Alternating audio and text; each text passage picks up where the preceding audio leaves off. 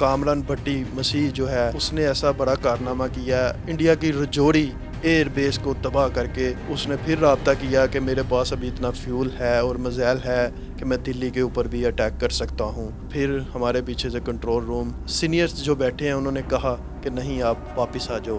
تو کیا کہیں گے اس بہادر نوجوان کے بارے میں؟ میں کامران بھٹی کو سلیوٹ پیش کرتا ہوں۔ پورے دنیا کا میڈیا اس ٹائم پاک ایئر فورس کے بارے میں کہہ رہا ہے، یہ پوری دنیا کی نمبر 1 ایئر فورس ہے۔ جو جذبہ اور جس طرح کے پائلٹ پاکستان کے پاس ہے پوری دنیا کے پاس نہیں ہے۔ ہمارے جو سپہ سالار ہیں، ایئر چیف بھی ہیں، آرمی چیف بھی ہیں، نیول چیف بھی ہیں، سب نے بہادری کا مظاہرہ کیا۔ اور جب سپہ سالار دلیر ہو تو یاد رکھنا ہر سپاہی شیر بن جاتا ہے۔ ہمارے جو ایئر چیف ہیں انہوں نے بہت محنت کی ہے ایئر فورس پہ اور ایڈوانس ٹیکنالوجی پہ اسٹرگل کی ہے، جس کا رزلٹ آپ کے سامنے ہے۔ ان کے بارے میں آپ کیا کہیں؟ میں ان کو سلیوٹ پیش کرتا ہوں۔ ہمارے جو ایئر چیف ہیں انہوں نے ایک تاریخ رقم کر دی ہے۔ السلام علیکم دوستو، امید کرتا ہوں آپ سب لوگ خیریت سے ہوں گے۔ دوستو آپ کو پتہ ہے کہ 7 فروری کو مودی کے ناپاک عزائم کھل کے سامنے آ گئے اور اس نے پاکستان کے اوپر بزدلانہ کارروائی کی اور ہمارے نہتے سٹیزن کو نشانہ بنایا میزائل حملے میں۔ اسی ٹائم ہماری پاک ایئر فورس حرکت میں آئی اور انڈیا کو منہ توڑ جواب دیا اور انڈیا کے 5 سے 6 طیارے بھی گرا دیے۔ اس کے بعد حالات آپ کے سامنے تھے، انڈیا نے مختلف طریقوں سے شرارتیں کرنے کی کوشش کی، اپنے ڈرونز بھیجے اور پھر ہماری ایئر بیس پہ بھی حملہ کرنے کی ناپاک کوشش کی، جس کے جواب میں ہماری ایئر فورس نے انڈیا کو اس طرح منہ توڑ جواب دیا کہ ان کی آنے والی نسلیں بھی یاد رکھیں گی۔ ہمارے شہینوں نے انڈیا میں جا کر انڈیا کا S-400 ڈیفنس سسٹم کو تباہ کیا، رجوری ایئر بیس کو تباہ کیا اور کئی مقامات پر انڈین فوج کی تنصیبات کو تباہ کیا اور کامیابی سے اپنا مشن مکمل کر کے پاکستان واپس آئے۔ اسی پہ بات کرنے کے لیے آج ہم نے اپنے اسٹوڈیو میں دعوت دی ہے تجزیہ نگار اشفاق ساگر کو۔ اشفاق بھائی، آپ کو پتہ ہے کہ انڈیا نے بزدلانہ کارروائی کی اور 2 دن میں جو انڈیا نے مار کھائی ہے پوری دنیا نے دیکھا ہے۔ اس کے بعد انڈیا ٹرمپ کے اپنے پاپا جانی کے پاس گیا، اس کے پاؤں پکڑے کہ پاپا جی مجھے بچا لو، بڑی مار پڑ رہی ہے۔ تو اس نے پاکستان سے ریکویسٹ کی اور فوری جنگ بندی معاہدہ ہوا ہے، وہ بھی صرف 2 دن کے لیے۔ تو آپ کو لگتا ہے کہ انڈیا اس معاہدہ ختم ہونے کے بعد اپنی حرکتوں سے باز آئے گا؟ دیکھیں، دنیا کا دستور ہے کہ جب چودھری کا مرغا لڑائی میں مار کھا رہا ہوتا ہے نا تو چودھری لڑائی کو رکوا دیتا ہے۔ 1-2 دن پہلے امریکہ کا جو ایک وزیر آیا تھا صلح وغیرہ کروانے کے لیے، وہ واپس چلا گیا تھا یہ سوچ کر، یہ کہہ کے گیا تھا کہ تم جانو، تمہارا کام جانے، ہم اس میں نہیں آتے۔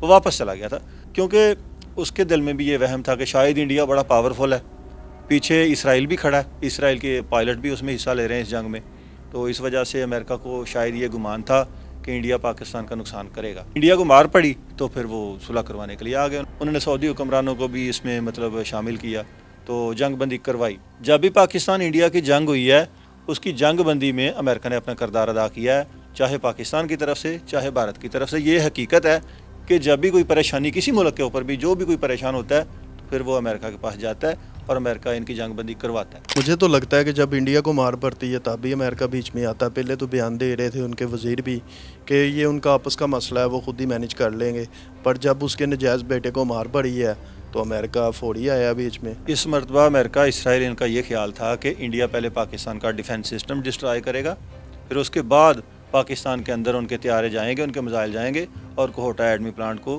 ٹارگٹ کیا جائے گا۔ یہ ان کا اصل ٹارگٹ۔ پچھلے دنوں میں جیسے انڈیا کے ڈرون آئے ہیں وہ مختلف علاقوں میں گرے ہیں، تو وہ پاکستان کا ڈیفنس سسٹم ہی چیک کر رہے تھے کس کس لوکیشن پہ ہے۔ یہ جو ڈرون ادھر سے آئے تھے یہ اسرائیل کے ڈرون تھے۔ ان کے آنے کے جو مقاصد ہیں وہ یہ، ایک تو یہ جاسوس ڈرون تھے، تو یہ کچھ لوکیشنز کی تصویریں ویڈیوز وغیرہ پیچھے بھیجتے ہیں۔ دوسرا ان کا یہ مقصد تھا کہ پاکستان کا جو ایئر ڈیفنس سسٹم ہے وہ ان کو انٹرسیپٹ کرے گا، ان کے اوپر میزائل فائر کرے گا۔ اب کوئی چند لاکھ روپے کا ڈرون تھا تو ہم 1.5 کروڑ روپے کا میزائل اس کے اوپر کیوں فائر کریں گے؟ ایک تو ان کی ڈیفنس جو بیٹریز جہاں جہاں لگی ہوئی ہیں ان کی لوکیشن ہمارے پاس آ جائے گی اور ہم ان کے اوپر اٹیک کر سکیں گے۔ دوسرا یہ تھا کہ ہم 2-4 لاکھ کے ڈرون بھیج کے ہم ان کا کروڑوں روپے کا نقصان کروائیں گے اور پاکستان کے میزائل ضائع ہو جائیں گے، پھر اس کے بعد ہم پاکستان کے اوپر چڑھائی کریں گے۔ لیکن پاکستانیوں نے عقل مندی کی تو الیکٹرانک وارفیئر جو ترکی کی طرف سے آیا تھا اور دیگر جو ان کے پاس اپنے ذرائع ہیں، انڈیا کے جو کنٹرول جو ڈرون کو کرتے ہیں ان کے ساتھ ان کے رابطے منقطع کیے، یہ فری ہینڈ ہو کے چلتے رہے جب ان کی بیٹریز ختم ہوئی اور یہ خود بخود گرتے گئے۔ پاکستان کی فوج اور پاکستان کے نوجوانوں نے مل کے اپنی بندوقوں کے ساتھ، گنوں کے ساتھ ڈرون گرائے ہیں، یہ عقل مندی ہے نا؟ بالکل، یہ پاکستانی قوم کو اللہ تعالیٰ نے یہ جذبہ دیا۔ اور میں آپ کو ایک بات بتا دوں، میرے والد صاحب نے 1965 کی جنگ میں 12 بور بندوق ہوتی تھی شارٹ گن، اس کے ساتھ ایک انڈین فائٹر جیٹ کو اس کے اوپر فائر کیا تھا، لیکن وہ بندوق کا جو کارتوس ہے وہ اس کو کوئی نقصان نہیں پہنچا سکتا، لیکن یہ اس وقت بھی جذبہ تھا۔ اس مرتبہ آپ نے دیکھا ہے کہ وہ جو ان کا رمب گوسوامی اور دوسرا گورب آریہ وغیرہ وغیرہ کہہ رہے جی پاکستان میں ڈر ہے، جی پاکستان میں خوف ہے، کھلبلی مچی ہوئی۔ کدھر کھلبلی مچی ہوئی ہے؟ تمہارے ڈرون ہم نے وہ ڈنڈے مار کے، ہم نے گن سے فائر مار کے، پتھر مار کے تمہارے ڈرون پاکستانیوں نے گرائے اور ان کے اوپر ایسے شگل لگا رہے ہیں ہمارے جوان۔ کہاں ڈر دیکھا پاکستان میں تم لوگوں نے؟